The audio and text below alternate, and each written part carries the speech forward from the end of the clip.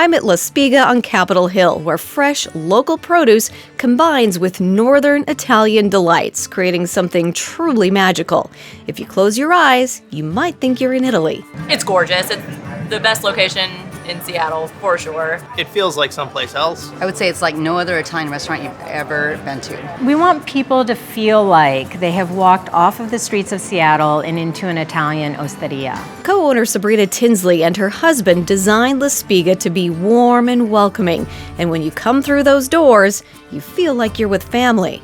An osteria is a very welcoming, homey type of restaurant where it's very host-driven. It always looks so just like warm and inviting. Everyone's just super friendly. Like every employee that we've met just always has a smile on their face. It's super authentic Northern Italian. I mean, you walk in and you have Pietro here to greet you in Italian. It's wonderful. It's important to take advantage of the bounty that we have here in Washington. We focus on the region of Emilia-Romagna, which is where my husband is from. Amazing. Some of the best Italian food in the city. Well-seasoned food is hard to find, so when you find it, always go back. The blend of flavors is just, it's delectable.